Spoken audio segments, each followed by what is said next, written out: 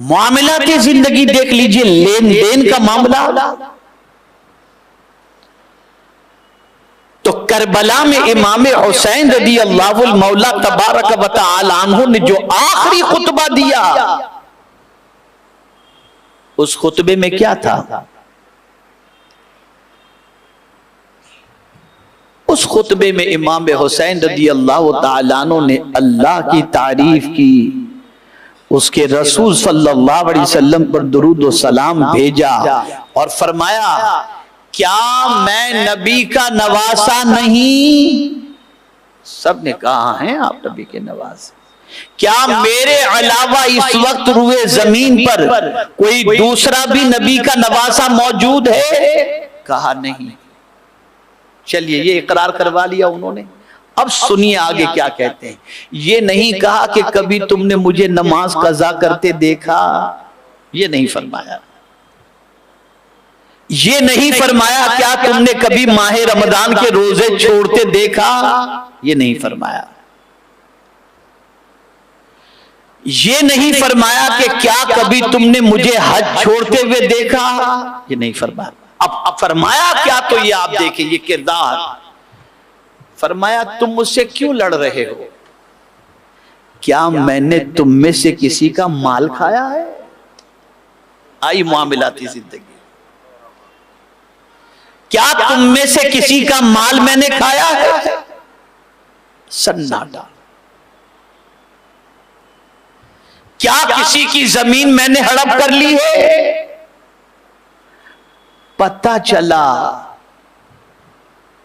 نماز روزہ حج و زکات، توجہ چاہوں گا، نماز روزہ حج و زکات یہ بندے کا خدا سے معاملہ ہے، زکات کا حکم اللہ نے دیا، بندے کو بندہ دے دیتا ہے، لیکن یہ ساری چیز بندوں کے ساتھ ہے۔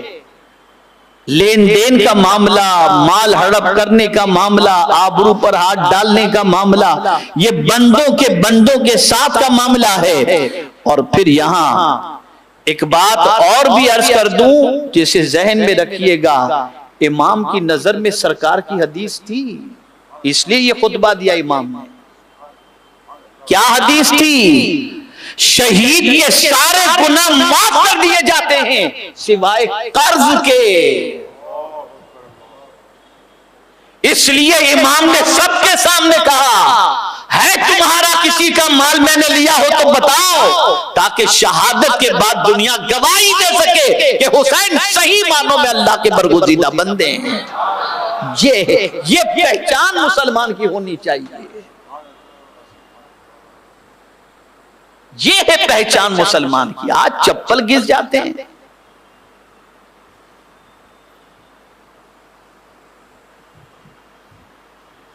یہ ہم نے امام کی زندگی سے نہیں سیکھا، یہ تاجدار کربلا کی زندگی سے ہم نے نہیں سیکھا۔ یہ ہے امام حسین رضی اللہ المولا تبارک و تعالی عنہ کا وہ کردار۔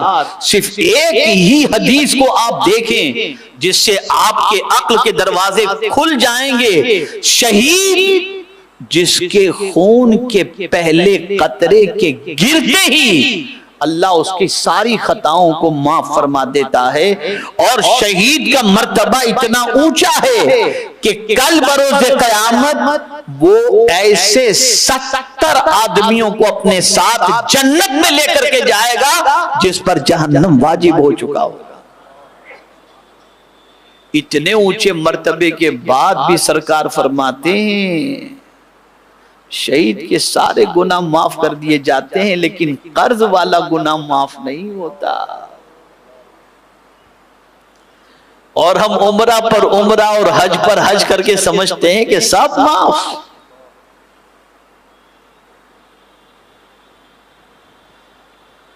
اور اگر تھوڑا سا سمجھاؤں تو بات سمجھ میں آئے گی۔ جب کسی کی نماز جنازہ حضور پڑھاتے تھے تو پہلے پوچھتے تھے اس پر کسی کا قرض تو نہیں ہے، اور جب کہا جاتا قرض ہے تو کسی صحابی سے فرماتے تم پڑھا دو۔ سیکھا ہم نے امام کی زندگی سے یہ. میں تھوڑا بولوں گا تو لوگ کہیں گے مولانا کہیں پٹری سے اتر تو نہیں گئے. ہم نے کھچڑا کھانا سیکھا ہے، شربت پینا سیکھا ہے. کھچڑا کھاؤ، امام کے نام کا ذرہ بھی مل جائے تو وہ ہمارے لیے آنکھوں کا سرما ہے. شربت پیو اور پلاؤ، نہ کھچڑا کھلانا گناہ ہے نہ شربت پلانا گناہ ہے. ثواب ہی کا کام ہے، ناجائز یا حرام نہیں ہے. لیکن یہ امام کی زندگی پر عمل کب ہوگا؟ اس پر عمل کب ہوگا؟ تھوڑا سا اور آگے بڑھ کر عرض کروں تو آپ کی سمجھ میں بات آئے گی، اور اچھی طرح سے سمجھ میں آئے گی. کیوں کسی کی یاد اس طریقے سے نہیں منائی جاتی جیسی امام حسین کی یاد منائی جاتی ہے؟ وجہ یہ ہے کہ اللہ عز و جل نے ان کی زندگی کو ہر پہلو سے اتنا صاف ستھرا اور پاکیزہ رکھا کہ قیامت تک حسین کی غلطی پر کوئی انگلی رکھنے کی طاقت نہیں رکھ سکتا. ایسے تھے میرے امام حسین. نہ بیوی کے معاملے میں، نہ بچوں کے معاملے میں، نہ بھائیوں کے معاملے میں، نہ بہن کے معاملے میں، نہ پڑوسی کے معاملے میں، نہ غریبوں کے معاملے میں، نہ لین دین کے معاملے میں، نہ سخاوت کے معاملے میں، کسی معاملے میں امام حسین کی زندگی میں کوئی داغ دکھا نہیں سکتا. گویا امام کربلا سے یہ پیغام دے رہے ہیں کہ اے میرے غلاموں، اگر تم چاہتے ہو کہ تمہاری ذات سے دین پہلے تو نصیحت دوسروں کو بعد میں کرو، پہلے اپنی زندگی کو قرآن کے سانچے میں ڈالنے کی کوشش کرو. پہلے خود کو چینج کرو، بدلو اپنے آپ کو، چینج کرو اپنے آپ کو. اسی لیے قرآن نے دوسروں کو بدلنے کا حکم پہلے نہیں دیا، یا دوسروں کو جہنم سے روکنے کا حکم پہلے نہیں دیا. پہلے فرمایا قو انفسکم، خود کو پہلے بچاؤ، خود کو پہلے بچاؤ. جب سے ہماری زندگی رسموں کی عادی بن گئی نا، ہماری زندگی میں کوئی تبدیلی نہیں آئی. تو یہ مختصر تمہیدی گفتگو تھی جو میں نے امام حسین رضی اللہ المولا تبارک و تعالی عنہ سے متعلق آپ کے سامنے پیش کی. اب جو آیت میں نے تلاوت کی ہے، چلیے اس کی طرف آتے ہیں. تو قرآن کہتا ہے فَأَقِمْ وَجْهَكَ لِلدِّينِ حَنِيفًا فِطْرَةَ اللَّهِ الَّتِي فَطَرَ النَّاسَ عَلَيْهَا لَا تَبْدِيلَ لِخَلْقِ اللَّهِ ذَلِكَ الدِّينُ الْقَيِّمُ وَلَكِنَّ أَكْثَرَ النَّاسِ لَا يَعْلَمُونَ. توجہ چاہوں گا.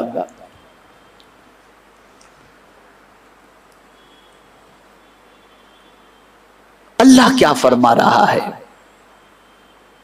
رب کا ارشاد کیا ہے؟ اس ارشاد کو سنو اور اسے سمجھو، اور پھر اس ارشاد کی روشنی میں امام کی زندگی کو دیکھو. قرآن کہتا ہے فَأَقِمْ وَجْهَكَ لِلدِّينِ حَنِيفًا، پس تم یکسو ہو کر اپنا رخ دین کی طرف کیے رہو. سب طرف سے توجہ ہٹا دو. یار دنیا یہ کر رہی ہے، نہ وہ یہ کر رہا ہے، نہ ایسا کر رہا ہے، آج کے دور میں ایسا نہیں چل سکتا. چھوڑو سب کو. اللہ کیا فرما رہا ہے؟ جو لوگ یزید کے ساتھ گئے، بعض لوگ استرار کی حالت میں گئے ہوں گے، دباؤ کی پوزیشن میں، دل سے اس کے ساتھ نہیں ہوں گے. لیکن بعض لوگ گئے تو دولت کی لالچ میں گئے، حکومت کی لالچ میں گئے، مال کی لالچ میں گئے. دیکھا سب کچھ تو اسی کے پاس ہے.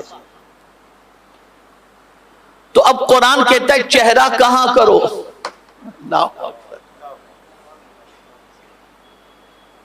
قرآن کہتا ہے چہرہ کہاں کرو؟ کیا یہ سب چمک دمک کی طرف کرو؟ کہاں کرو چہرہ؟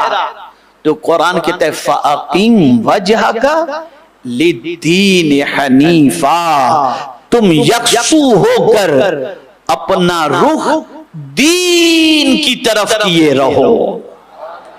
دین کہاں ہے وہ دیکھو۔ یہ جو جملہ عرض کر رہا ہوں یاد رکھیے گا، اگر آپ یہ یاد رکھو گے نا انشاءاللہ آپ کو بہت کام آئے گا۔ آپ کسی کی زندگی میں دو چیزیں دیکھو، دنیا کس کے پاس ہے اور دین کس کے پاس ہے۔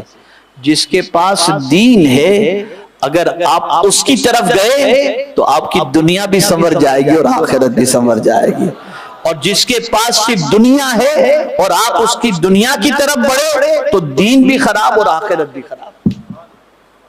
تو قرآن کہتا ہے دین کی طرف۔ یہی وجہ ہے کہ یہ آیت کھلی لیکن ہر کسی پر نہیں کھلتی،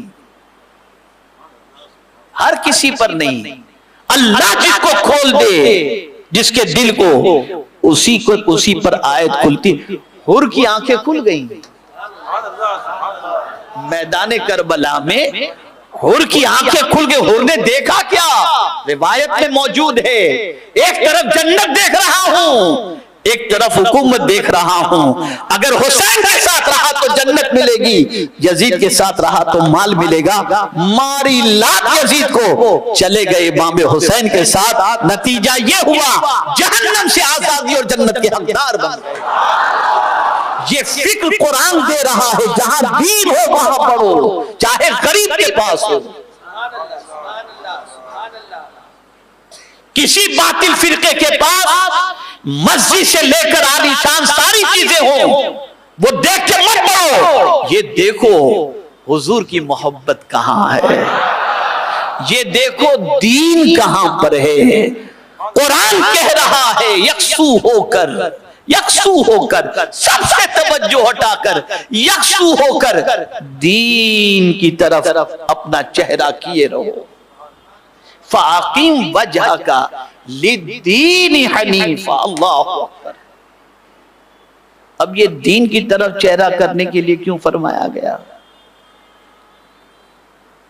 تو اس کی وضاحت قرآن نے کر دی۔ فطرت اللہ التی فطر الناس علیہا، اس فطرت پر جم جاؤ جس پر اللہ نے انسانوں کو پیدا کیا ہے۔ انسان کو اللہ نے فطری اعتبار سے دین ہی پر پیدا کیا ہے۔